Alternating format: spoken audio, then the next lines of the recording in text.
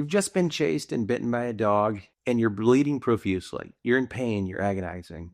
Maybe you've missed work, and you don't know what to do. Now that some time has gone by, you're sitting wondering what to do about your case. What is your case worth? What most people don't understand is that you have certain things you have to prove, and there may be an exception where the dog owner doesn't owe a dime.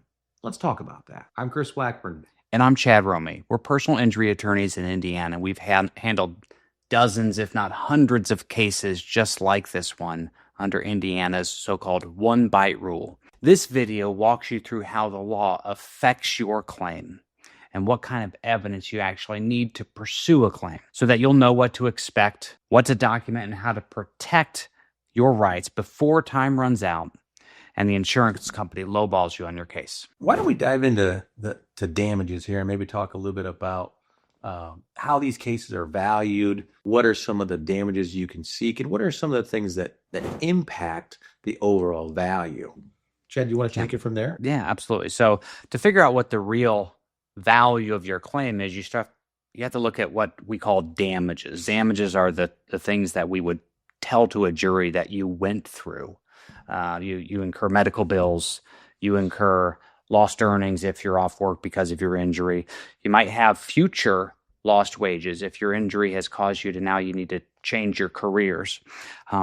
Obviously, damages include your pain, your suffering. It might include scarring. It's going to include a lot of intangibles, such as the pain, and tangible stuff that's actually measured in dollars and cents, like lost earnings and medical bills. So if someone has scarring, why is it important in a dog bite case, and what should people be doing to protect themselves? First and foremost, there's a duty on you to do everything you can to try to get better. So obviously you're going to treat with your doctors if they want you to put ointments on your scars or anything like that. The duty is on you legally. This is not medical advice. This is legal advice. You listen to your doctors for the medical advice. I've heard adjusters talk about scarring before, and by adjusters, I mean insurance claims handlers.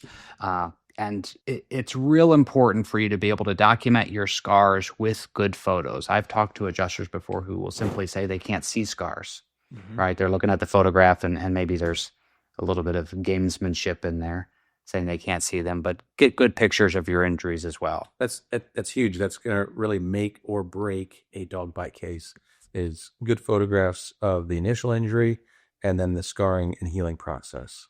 Absolutely, because your healing process, your injury can look bad on day one, and then as it starts to heal up, you might get all sorts of other, observable injury, like bruising starts to show up a couple days later. So we're not trying to sensationalize your injury, but pictures tell the story a lot better than you can or your medical records can. So definitely document with photographs. So when it comes to putting all those damages together, lost earnings, medical bills, the non-economic damages like pain and suffering, we also have to look at how are those things valued, right? So what are the other types of things that can impact the value of the claim outside of the measurables or the immeasurables? I think first and foremost, one of the most important things is who the plaintiff was, who the client is, or who the person was that got bitten by a dog. And when you're talking about a scarring or disfigurement type injury, that's going to have value, but it's going to have value differently for different individuals.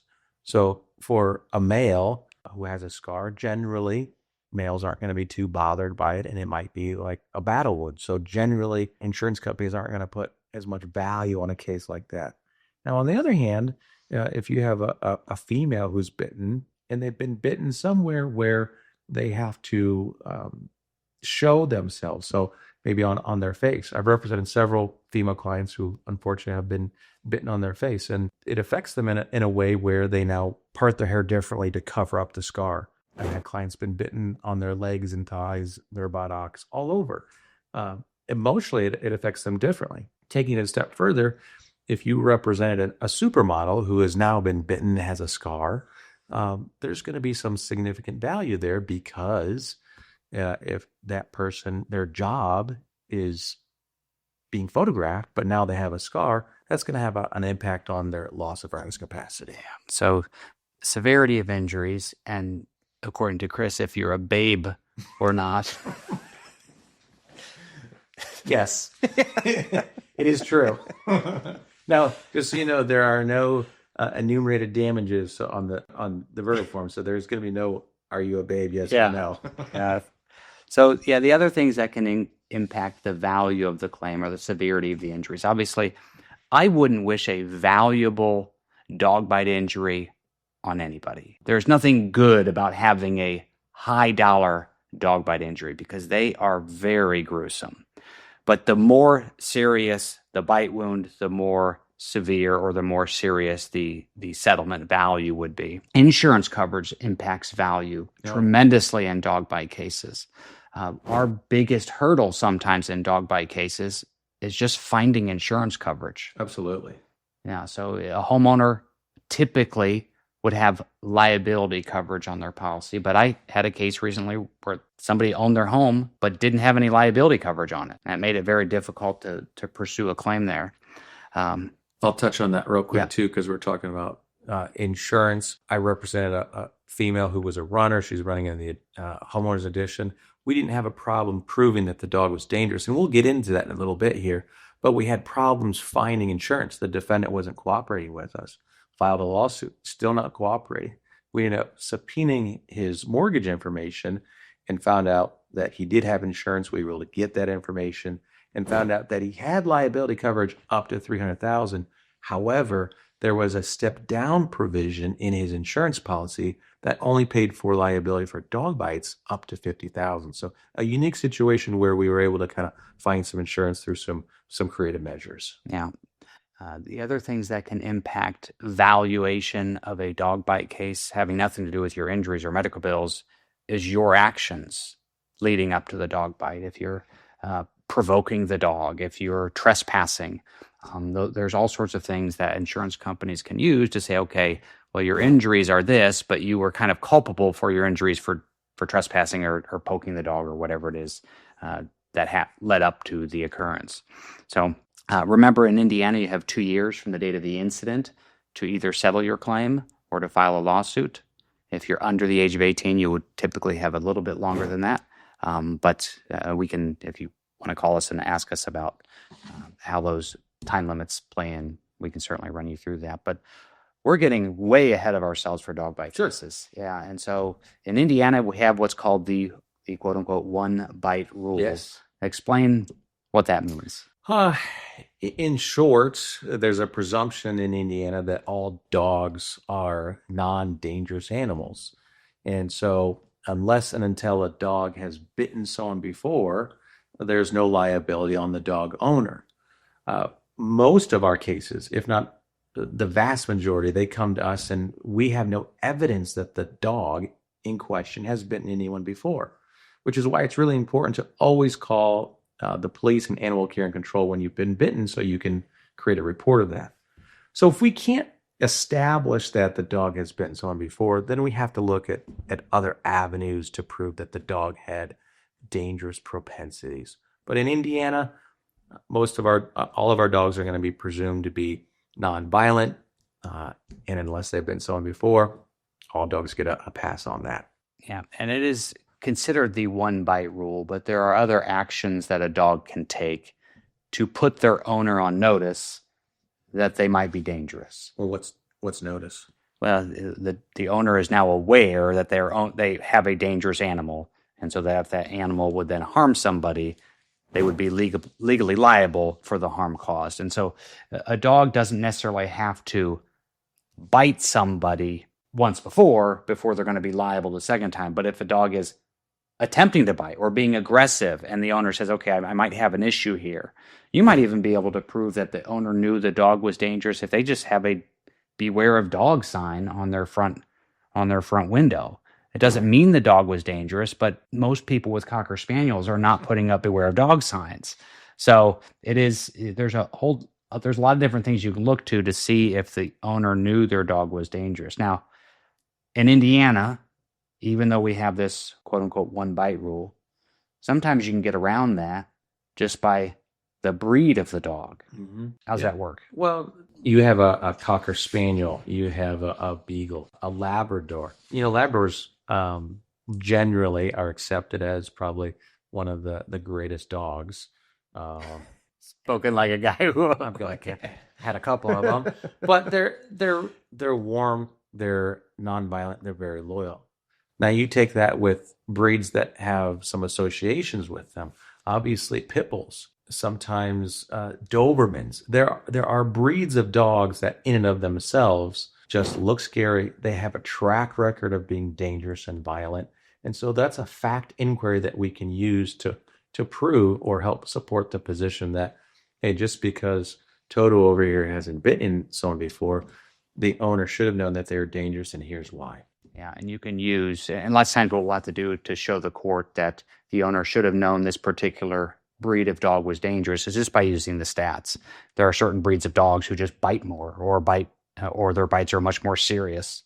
Pit bulls, I mean, just lead the stats in every category in terms of the dangerousness and the seriousness of the types of harm that they cause. So I've never had a judge say, hey, no, this dog owner should not have known that pit bull might be dangerous. No offense to any pit bull owners out there. We understand that there are certain pit bulls that are fine, but the stats support the legal position that the breed in total is known to be a dangerous breed. It doesn't mean every pit bull is dangerous. Fact-sensitive inquiry. Yeah. So there are certain times that the one bite rule, or you don't have to prove that the dog was dangerous. You don't have to prove that, hey, this breed is dangerous, but it's just if a dog bites a particular person in a particular situation, it's just what's called strict liability on the owner. I'll tackle that real quick. It's very similar to like getting pulled over and speeding. It's hard to get out of a speeding ticket. That's strict liability.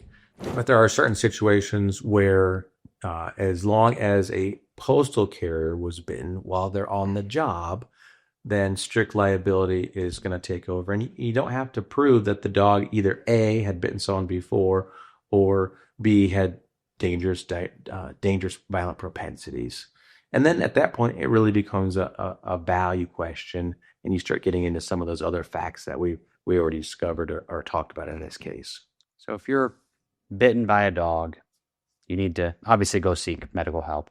You need to call the authorities so that animal care and control can come out and do an analysis or a report. And how do you go about proving that the owners knew or should have known? I mean, you can look for witnesses. Witnesses are huge. Yeah. Sometimes we found neighbors who can basically say the same thing our clients have said, where yep, that dog has been a problem in the neighborhood for a long time. So witnesses are gonna be huge.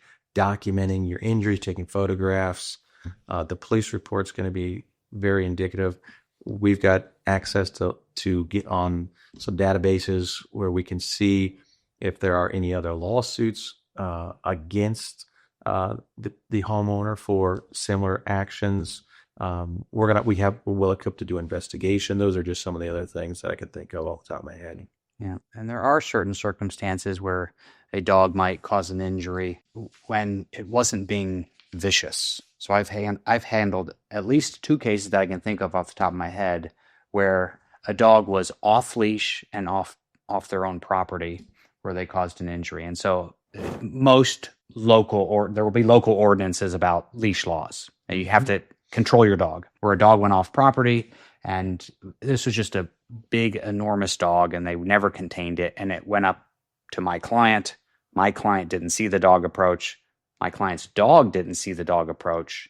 And even though this dog wasn't being vicious, it scared the tar out of my client's dog. My client's dog was big enough to pull her down, and she suffered some pretty serious injuries. And that is another way that, as a dog owner, you need to keep your dog on your property, because it can go out there and cause harm, even though it's the friendliest dog in the world. And that case was a very life-altering incident for my client, and frankly, for the homeowner. I think at the end of the day, these dog bite cases in Indiana can be extremely difficult. And of all the dog bite cases that I have personally handled, and Jack can chime in on this too, we're litigating those. We're having to file a lawsuit because the insurance companies are denying those cases. So without question, one of the first things that you should be considering is just talking to a lawyer. Call us. We'll be happy to discuss the case with you and go over your case in more detail. But without a doubt, there are cases that involve litigation. And you want to arm yourself with the knowledge and facts to be able to protect yourself so that you don't end up in a situation where you either miss a time limit or you give a recorded statement to an insurance company when if you had a lawyer, we could have stopped that from the beginning. Yeah. And just because you call a lawyer doesn't mean you're hiring a lawyer. You're just trying to be armed with the best information going forward. So here's what we learned today. The value of your Indiana dog bite case depends on a few things: your injuries, how it's impacted your life, and most importantly, whether you can prove that the owner knew or should have known that they owned a dangerous animal. Remember the one bite rule, but don't give up on hope just because you think the case is tough. A lot of cases are tough to prove, but with evidence and the right help, you can recover for the value of what you've gone through. That's why they call them a case. Yeah, that's why they call them a case. That's right. Now, if you want to make sure that you're protected not only in dog bite cases, but in any type of accident where you're injured and it's not your fault, don't miss our next video. Not at fault car accidents, claims process in a nutshell. That's a good title. So a lot of words Yeah. right there. You're going to learn the step-by-step process that you got to go through to protect yourself, protect your rights, avoid common traps, and make sure you get the settlement that you need, even when the accident was not your fault. So don't wait. This could save you time, it could save you money, and it could save you a lot of stress. So go ahead and tap our next video, claims process in a nutshell. We'll see you there.